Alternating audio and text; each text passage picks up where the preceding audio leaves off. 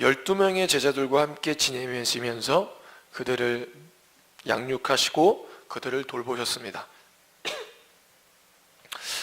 많은 병들도 고치시고 많은 사람들에게 위로의 메시지도 전하시고, 그리고 뿐만 아니라 많은 귀신들을 내쫓으셨지만, 그렇지만 예수님의 전체적인 사역을 보면은 그 12명의 제자들과 함께 지내시고 그들을 양육하는 것에 집중되어 있고, 그렇게 사역을 하시다가 십자가에 달리시는 것을 우리가 볼 수 있습니다. 그리고 예수님을 따르던 그 12명의 제자 중 3명의 제자, 베드로, 야고보, 요한은 가장 예수님 옆에서 예수님의 가르침을 받았고 예수님 가장 측근에 있었던 제자들이 바로 베드로, 야고보, 요한입니다. 그중 오늘 우리가 읽은 말씀만 봐서도 그 중에 3명 중에 한 명인 요한이라는 사람이 어떠한 성격을 가지고 있고 어떠한 사람인지 조금은 짐작할 수 있는 내용입니다. 오늘 말씀해 보니 요한은 예수님께 이렇게 말합니다. 우리 무리에 없는 사람이 예수님의 이름으로 귀신을 내쫓는 것을 보고 제가 그렇게 하지 말라고 했습니다 라고 오늘 예수님께 그렇게 이야기를 합니다. 이것으로 보아 요한이라는 사람은 조금 자기중심적이고 좀 편향된 성격을 가진 사람은 아닌가 알 수 있을 것 같습니다. 더욱이 마가복음 3장 17절에는 이렇게 이야기합니다. 또 세베대의 아들 야고보와 야고보의 형제 요한이니 이 둘에게는 보아너게 곧 우레의 아들이란 이름을 더하셨으며, 요한과 야고보에게 보아너게 곧 우레의 아들이라는 이름을 더했다라고 성경에 나와 있습니다. 우레하면 생각나는 게 천둥, 번개가 생각나죠. 그러니까 요한 그리고 그의 형제 야고보는 굉장히 성격이 다혈질적이고 불같은 사람인 것을 우리가 이 말씀을 통해서 알 수 있습니다. 뿐만 아니라 야고보와 요한은 예수님께 예수님, 주님의 나라가 임하면 주님의 나라, 즉 예수님이 왕이 되시면 주의 좌편과 우편에 저를 앉혀주시옵소서 라고 요청을 합니다.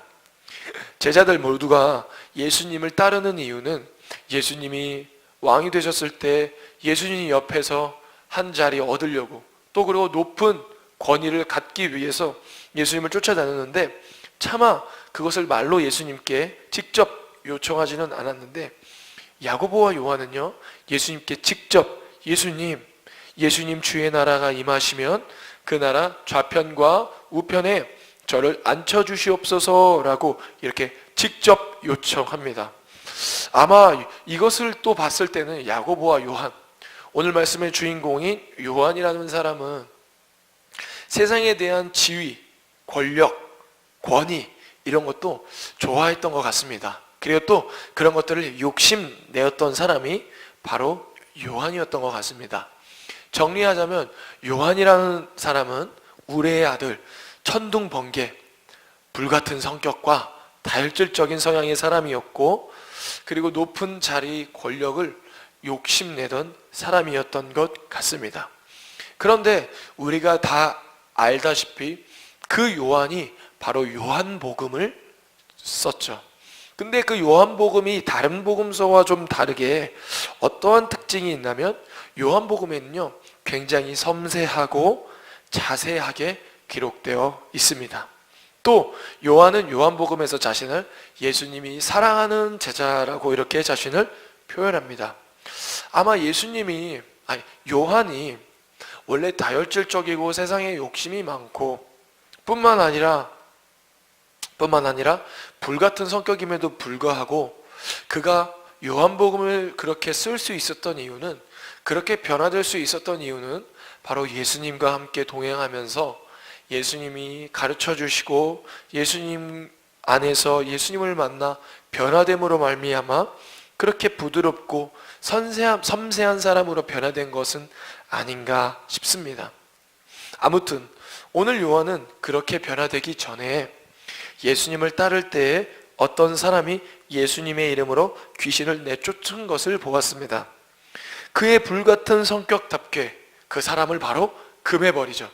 예수님, 예수님, 우리 단체에 있지 않은 사람이 저렇게 예수님의 이름을 빌려서 저렇게 무단으로 도용해가지고 귀신을 내쫓는데 예수님, 제가 그 사람을 금할까요? 라고 물어보는 것도 아니고 먼저 자기가 결정하고 불같은 성격답게 먼저 결정하죠. 그 사람을 먼저 하지 말라고 이야기한 다음에 예수님께 말하는 것을 우리가 오늘 말씀을 통해서 볼 수 있습니다.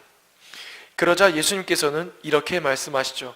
우리 한번 39절과 40절을 같이 한번 읽어보도록 하겠습니다. 시작. 예수께서 이르시되 금하지 말라.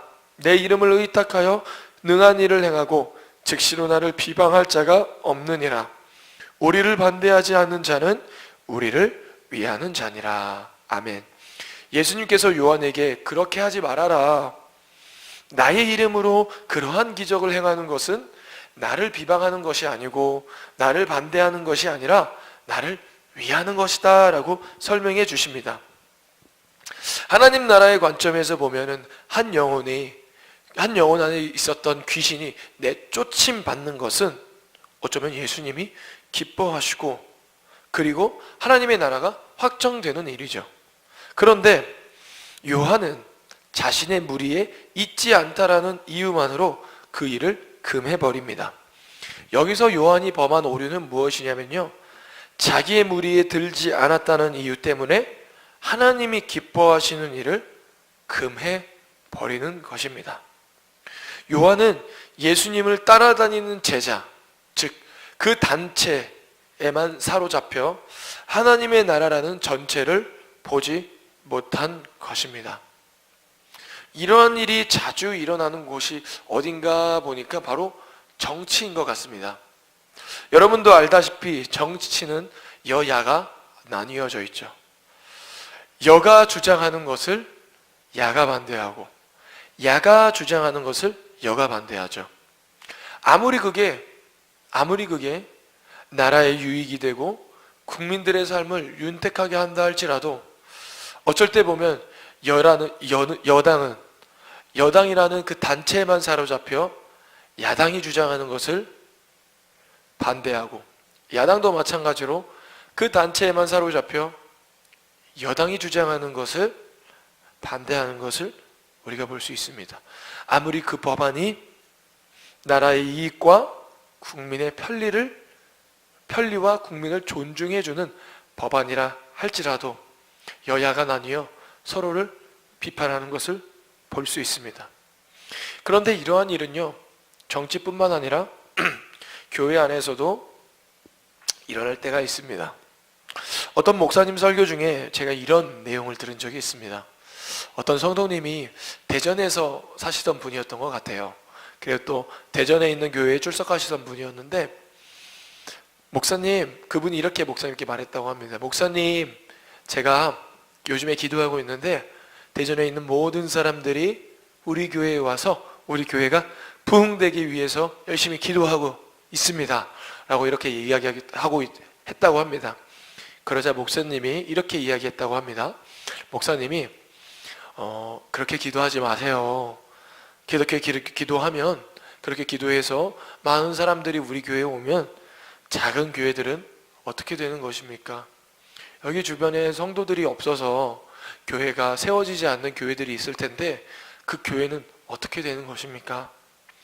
작은 교회도 세워져야 되고 우리 모든 교회가 잘 돼야 되기 때문에 모든 대전에 있는 사람들이 우리 교회에 오는 것은 좀 잘못된 기도입니다 라고 그렇게 가르쳐 주었다라고 이야기를 하고 있습니다.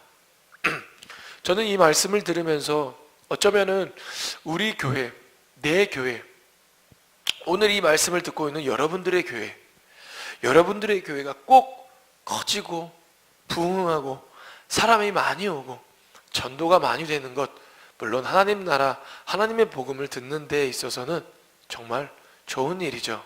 정말 하나님이 기뻐하시는 일이죠. 그렇지만 또 한편으로는 꼭 좋은 일만은 아닐 수 있다라는 그러한 생각을 하게 됩니다. 이뿐 아니라 교회 안에서 예산을 나눌 때도 마찬가지이죠.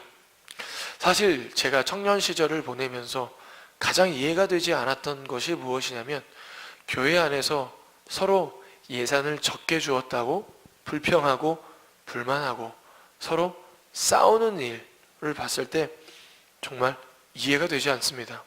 물론 각자 있는 부서가 잘 되기 위해서 그러한 재정적인 필요가 있기 때문에 그것을 요구할 수는 있지만, 꼭 그렇다고 자신들이 속해 있는 부서에게 예산을 많이 주지 않았다라는 이유만으로, 적게 받았다는 이유만으로 불평하고 불만하고, 또 그리고 교회에 반대하고 항의하는 것은 별로 좋지 않은 것 같습니다. 꼭 우리 부서의 예산이 마이너스이라 할지라도 정말 그것이 교회의 마이너스일까요? 우리에게 적게 받은 그 예산이 다른 부서에 더 유용하게, 더 하나님 나라에 유용하게 쓰일 수도 있기 때문에 어쩌면 우리 부서에서는 마이너스일지만 있을 수 있지만, 어쩌면 하나님 나라에서는 플러스가 될 수는 있지 않을까요? 그런 생각을 하게 됩니다. 어쩌면 우리는 예수님의 이름으로 모여 있지만 그 안에서 단체를 이루어 생활하고 부서를 맡아 신앙생활을 하게 됩니다. 그러다 볼 때 어쩔 때는 우리의 단체, 우리의 부서에만 이기심에 사로잡혀 하나님의 나라와 교회, 그리고 하나님 나라 확장, 하나님이 기뻐하시는 일, 하나님이 원하시는 일을 보지 못할 때가 있습니다. 그렇기 때문에 우리는요, 하나님의 나라와 내가 속한 단체를 조금은 분리해서 생각을 해야 합니다. 우리 단체와 부서가 조금 원하는 대로 되지 않았다 할지라도, 만약 하나님 나라에 유익이 있다면, 예수님과 하나님이 기뻐하시는 일이라면 우리의 부서와 단체의 이익을 내려놔야 할 것입니다. 우리 말씀 한 구절을 좀 더 찾아보도록 하겠습니다. 우리 말씀 민수기 11장 24절에서 29절 말씀입니다.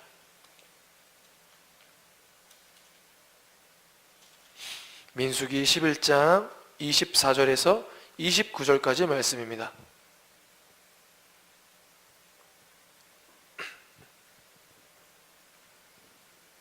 민수기 11장 24절에서 29절 말씀을 우리 다 같이 한 목소리로 합독하도록 하겠습니다. 시작.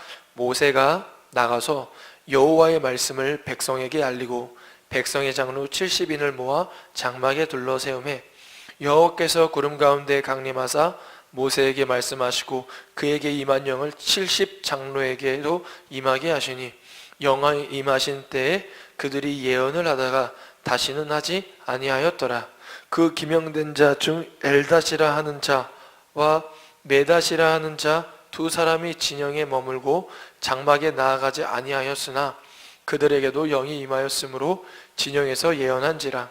한 소년이 달려와서 모세에게 전하여 이르되, 엘닷과 메닷이 진중에서 예언하나이다 하매, 택한 자 중 한 사람 곧 모세를 섬기는 눈의 아들 여호수아가 말하여 이르되, 내 주 모세여 그들을 말리소서. 모세가 그에게 이르되, 내가 나를 두고 시기하느냐? 여호와께서 그의 영을 그의 모든 백성에게 주사 다 선지자가 되게 하시기를 원하노라. 아멘. 네, 오늘 말씀은 좀 앞으로 넘어가서 11장 4절에 보면은 이렇게 고백하고 있습니다.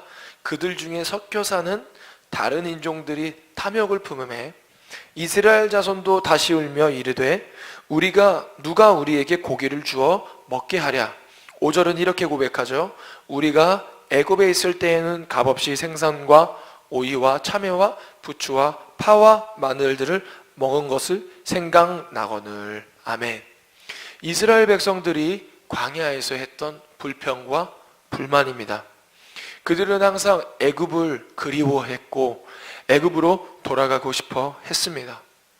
광야에서 하나님의 뜻을 쫓아 살아가기보다는 그 자신들이 누렸던 애굽에서의 평안함을 바라보고 그것으로 돌아가기를 바랬던 것입니다. 애굽에 있을 때 내가 값없이 생선과 오이와 참외와 부추와 파와 마늘을 먹었는데 라고 생각하며 모세에게 불평과 불만 뿐만 아니라 그들을 구원해 주신 하나님께 원망하는 백성들이 바로 이스라엘 백성들이었죠. 그렇게 이스라엘 백성들이 많은 불평과 불만을 모세에게 하자 모세도 힘들었던 것 같습니다.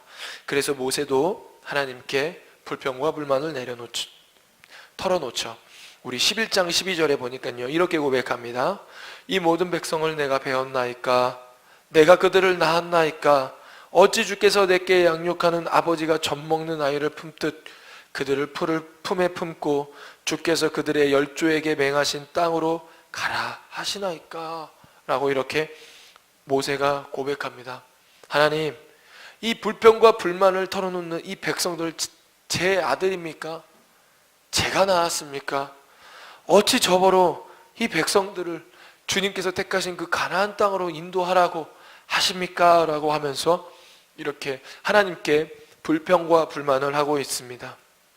그런데 그런 모세에게 하나님은 이렇게 말씀하십니다. 우리 16절과 17절인데요.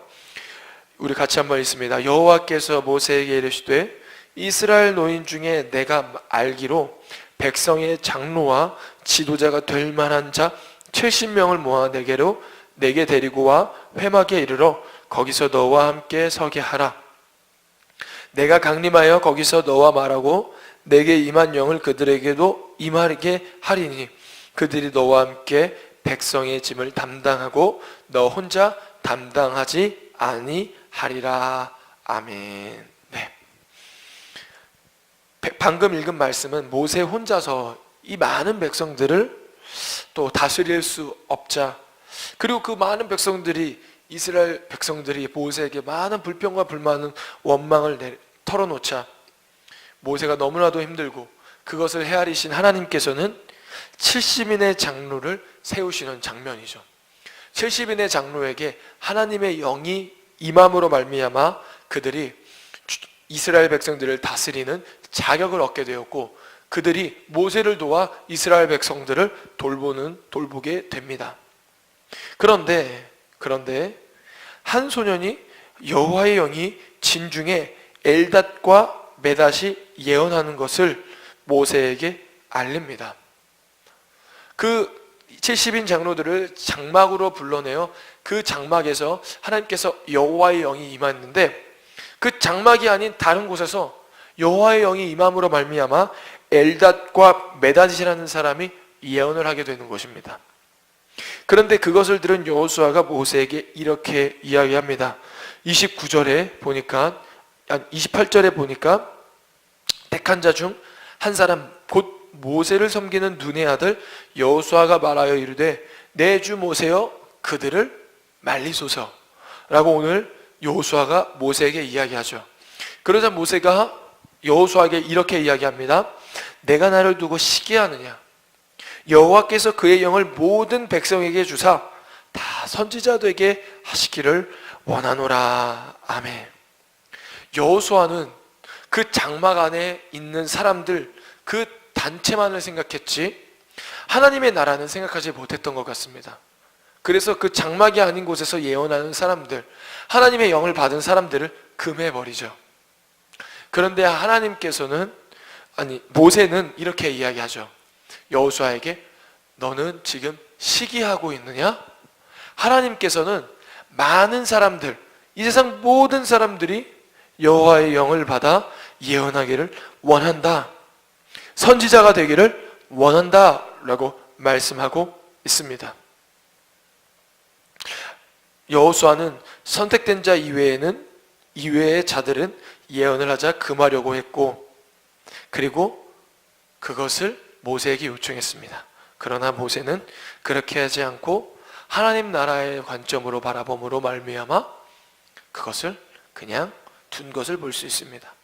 우리가 신앙생활을 하다 보면 내가 속한 공동체, 내가 속한 단체, 부서로 말미암아 하나님의 나라를 바라보지 못하고 그 이기심에 사로잡혀 하나님이 기뻐하시는 일, 예수님이 원하시는 일을 놓칠 때가 있습니다.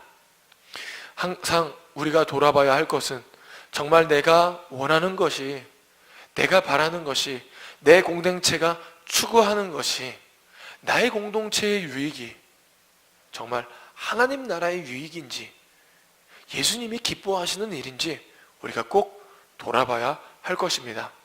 만약 우리가 원하는 일이라 할지라도 만약 주님이 기뻐하시지 않고 주님이 원하시는 일이 아니라면 기꺼이 그것을 순종함으로 내려놓고 주님의 뜻과 계획을 쫓아 살아가는 여러분들이 되기를 소망합니다. 기도하겠습니다. 하나님 감사합니다.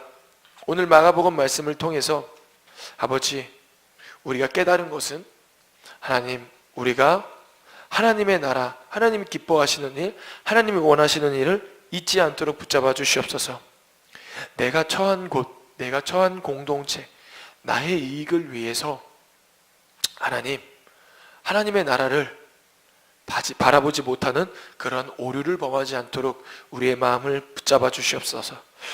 뿐만 아니라 우리 마음 안에 혹시나 내가 원하지만 하나님이 원하시지 않고 내가 하고 싶지만 하나님의 뜻이 아닌 것이 있다면 그것을 내려놓고 주님의 나라와 주님의 뜻을 위해 살아가는 저와 여러분들 되기를, 아버지, 이곳에 모인 모든 사람들 되기를 주님 축복하여 주님 함께하여 주시옵소서. 감사하며 예수님의 이름으로 기도드립니다. 아멘.